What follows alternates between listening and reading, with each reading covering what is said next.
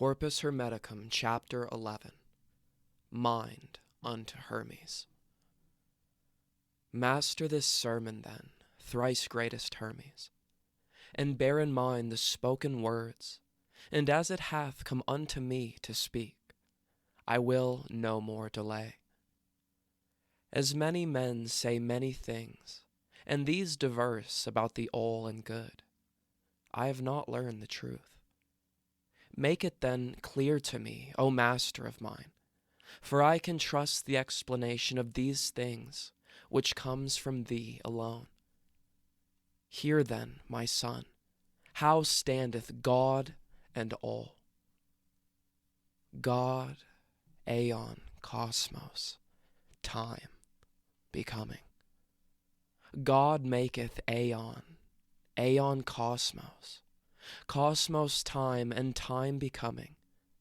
The good, the beautiful, wisdom, blessedness, is essence, as it were, of God, of aeon, sameness of cosmos, order of time, change, and of becoming, life and death. The energies of God are mind and soul, of aeon lastingness and deathlessness, of the cosmos restoration and the opposite thereof, of time increase and decrease, and of becoming quality. Aeon is, then, in God. Cosmos is in aeon. In the cosmos is time, and in time is becoming. The aeon stands firm round God. The cosmos is moved in the aeon. Time hath its limits in the cosmos, and becoming doth become in time. The source, therefore, of all is God. Their essence, aeon, their matter, cosmos. God's power is aeon, and aeon's work is cosmos, which never hath become, yet ever doth become by aeon. Therefore will the cosmos never be destroyed, for the aeon is indestructible, nor doth the wit of things in cosmos perish, for cosmos is enwrapped by aeon round on every side. But God's wisdom, what is that? The good and beautiful, and blessedness, and virtues all and aeon. Aeon then ordereth cosmos, imparting deathlessness and lastingness to matter. For its becoming doth depend on aeon, as aeon doth depend on God. Now Genesis and time, in heaven and on earth, are of two natures. In heaven they are unchangeable and indestructible, but on the earth they are subject unto change and to destruction. Further, the aeon soul is God, the cosmos soul is aeon, the earth soul, heaven. And God is in mind in soul, and soul in matter, and all of them through aeon. But all of this body, in which are all the bodies, is full of soul, and the soul is full of mind, and the mind is full of God. It fills it from within, and from without encircles it, making the all to live. Without this vast and perfect life encircles cosmos. Within, it fills it with all lives above, in heaven, continuing in sameness, below on earth, changing, becoming. And aeon doth preserve this cosmos, or by necessity, or by foreknowledge, or by nature, or by whatever else a man supposes, or shall suppose. And all is this, God energizing. The energy of God is power that naught can ever surpass, a power with which no one can make comparison of any human thing at all, or anything divine. Wherefore, O Hermes, never think that aught of things above or things below is like to God, for thou wilt fall from the truth. For naught is like to that which hath no like, and is alone and one. And do not ever think that any other can possibly possess his power, For what apart from him is there of life, and deathlessness, and change of quality? For what else should he make? God is not inactive, since all things then would lack activity, for all are full of God. But neither in the cosmos anywhere, nor in aught else is there inaction. For that inaction is a name that cannot be applied to either what doth make or what is made. But all things must be made, both ever made, and also in accordance with the influence of every space. For he who makes is in them all, not established in some one of them, nor making one thing only, but making all. For being power, he energizeth in the things he makes, and is not independent of them, although the things he makes are subject unto him. Now gaze through me upon the cosmos that is now subject to your sight. Regard its beauty carefully, body in pure perfection, though one than which there is no one more ancient, ever in the prime of life, and ever young, nay, rather in even fuller and yet fuller prime. Behold again the 7 subject worlds ordered by aeon's order, and with their varied course fulfilling aeon.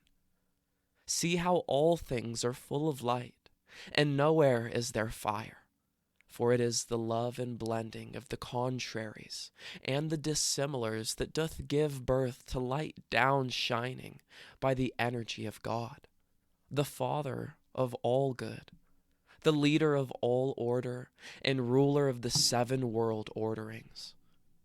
Behold the moon, forerunner of them all, the instrument of nature and the transmuter of its lowest matter. Look at the earth set in the midst of all, foundation of the cosmos, beautiful, feeder and nurse of things on earth, and contemplate the multitudes of deathless lives, how great it is, and that of lives subject unto death, and midway between both, immortal lives and mortal, see thou the circling moon. And all are full of soul, and all are moved by it, each in its own proper way, some around the heaven, others round the earth. See how the right move not unto left, nor yet the left unto the right, nor the above below, nor the below above, and that all these are subject unto Genesis.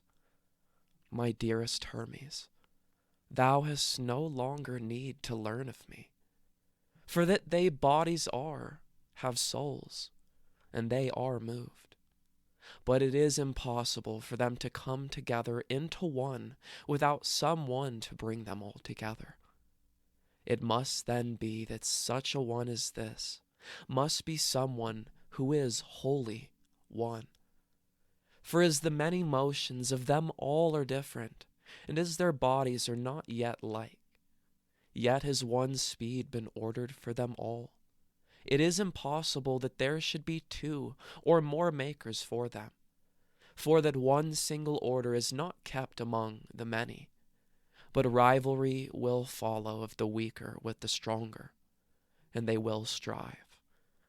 And if the maker of the lives that suffer change and death should be another, he would desire to make the deathless ones as well, just as the maker of the deathless ones to make the lives that suffer death.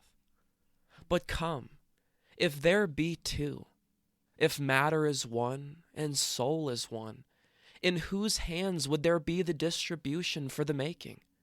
Again, if both of them have some of it, in whose hands may there be the greater part? But thus conceive it then, that every living body doth consist of soul and matter, whether that be body of an immortal, or a mortal, or an irrational life. For that all living bodies are ensouled, whereas, upon the other hand, those that live not are matter by itself. And in like fashion, soul when in itself is, after its own maker, cause of life. But the cause of all life is he who makes the things that cannot die. How then is it that first lives subject unto death are other than the deathless ones? And next, how is it that the life which knows no death, and maketh deathlessness, did not make animals immortal? First, that there is someone who does these things is clear, and next, that he is also one is very manifest. For also soul is one, and life is one, and matter is one. But who is he? Who may it other be than the one God? Whom else should it be seem to put soul into lives but God alone? One then is God. It would indeed be most ridiculous if when thou dost confess the cosmos to be one, sun one, moon one, and the Godhead one, thou should wish God himself to be some one or other of a number. All things, therefore, he makes in many ways. And what a great thing it is for God to make life, soul, and deathlessness and change, when thou thyself dost do so many things. For thou dost see, and speak, and hear, and smell, and taste, and touch, and walk. You think, and you breathe. And it is not one man who smells, a second one who speaks, a third who touches, another man who smells, another man who walks, another one who thinks, and yet another one who breathes. But one is he who doeth all these. And yet no one of these could be apart from God. For just as thou shouldst cease from these, thou would no longer be a living thing, and so also should God cease from them, a thing not law to say. Then no longer is he God. For if it hath been shown that no thing can inactive be, how much less God? For if there is aught he doth not make, if it be law to say, he is imperfect. But if he is not only not inactive, but the perfect God, then he doth make all things. Give thou thyself to me, my Hermes, for a little while, and thou shalt understand more easily how that God's work is one, in order that all things may be, that are being made, or once have been, or that are going to be made. And this is my beloved life. This is the beautiful. This is the good. This is God. And if them would in practice understand this work, behold what taketh place with thee desiring to beget. Yet this is not like unto that, for he doth not enjoy. For that indeed he hath no other one to share in what he works, for working by himself he ever is at work, himself being what he doth. For did he separate himself from it, all things would then collapse, and all must die, life ceasing. But if all things are lives, and also life is all one, then one is God. And furthermore, if all are lives, both those in heaven and those on earth, and one life is them all is made to be by God, and God is it then? All are made by God. Life is the making one of mind and soul. Accordingly, death is not the destruction of those that are at one, but simply the dissolving of their union. The aeon, moreover, is God's image. Cosmos is aeons, the son of cosmos, and man, the image of the sun. The people call change death, because the body is dissolved, and life, when it is dissolved, withdraws to the unmanifest. But in this sermon, Hermes, my beloved, as thou dost hear, I say the cosmos also suffers change, for that a part of it each day is made to be in the unmanifest, yet it is never dissolved. These are the passions of the cosmos, revolvings and concealments, revolving in conversion and concealment renovation. The cosmos is all formed, not having forms external to itself, but changing them itself within itself. Since then, the cosmos is made to be all formed, what may its maker be? For that, on the one hand, he should not be void of all form, and on the other hand, if he is all formed, he will be like the cosmos. Whereas, again, if he has a single form, he will thereby be less than the cosmos. What then do we say he is? That we may not bring around our sermon into doubt, for naught that mind conceives of God is doubtful. He then hath one idea, which is his own alone, which doth not fall beneath the sight, being bodiless, and yet by means of bodies manifesteth all ideas, and marvel is not that there is a bodiless idea. For it is like the form of reason, and mountain tops and pictures, for they appear to stand out strongly from the rest, but really are quite smooth and flat.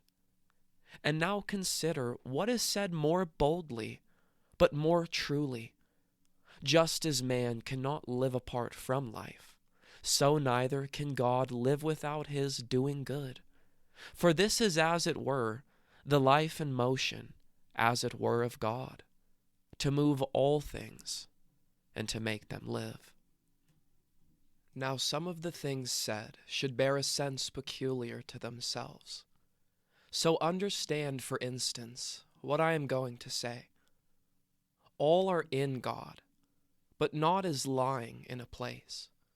For place is both a body and immovable, and things that lie do not have motion. Now things lie one way in the bodiless, another way in being made manifest.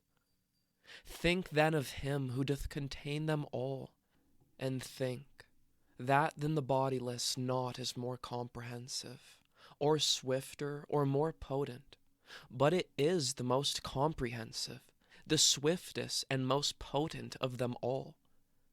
And thus think from thyself, and bid thy soul go unto any land, and there more quickly than thy bidding will it be. And bid it journey oceanwards, and there again, immediately it will be, not as if passing on from place to place, but as if being there. And bid it also mount to heaven, and it will need no wings, nor will aught hinder it, nor fire of sun, nor ether, nor vortex swirl, nor bodies of the other stars. But cutting through them all, it will soar up to the last body of them all. And should thou will to break through this as well, and contemplate what is beyond, if there be aught beyond the cosmos, it is permitted to thee. Behold what power, what swiftness thou dost have. And canst thou do all of these things, and God not do them? Then in this way know God, as having all things in himself as thoughts, the whole cosmos itself. If then thou dost not make thyself like unto God, thou cannot know him, for like is knowable to like alone. Make then thyself to grow to the same stature as the greatness which transcends all measure. Leap forth from every body, transcend all time, become eternity, and thus thou shalt know God. Conceiving nothing is impossible unto thyself, think thyself deathless and able to know all arts, all sciences, the way of every life. Become more lofty than all height, and lower than all depth. Collect into thyself all senses of all creatures, of fire and water, dry and moist. Think that thou art at the same time in every place, in earth, in sea, in sky, not yet begotten, in the womb, young, old, and dead, in after-death conditions. And if thou know all these things at once, all these times, places, doings, qualities, and quantities, thou can know God.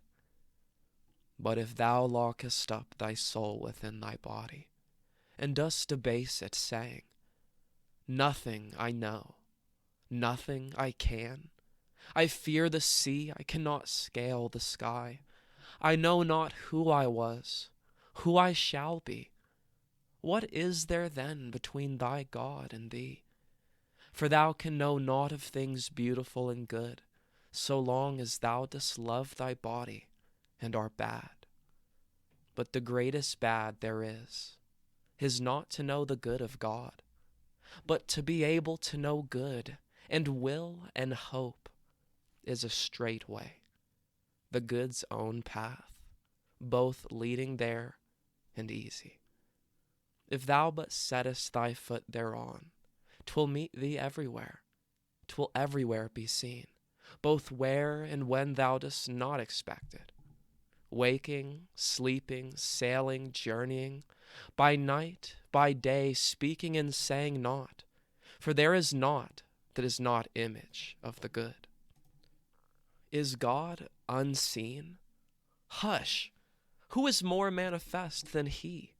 For this one reason hath he made all things, that through them all thou mayst see him. This is the good of God, and this is his virtue, that he may be made manifest through all. For naught's unseen, even of things that are without a body. Mind sees itself in thinking, God in making. So far these things have been made manifest to thee, thrice greatest one. Reflect on all the rest in the same way within thyself, and thou shalt not be led astray.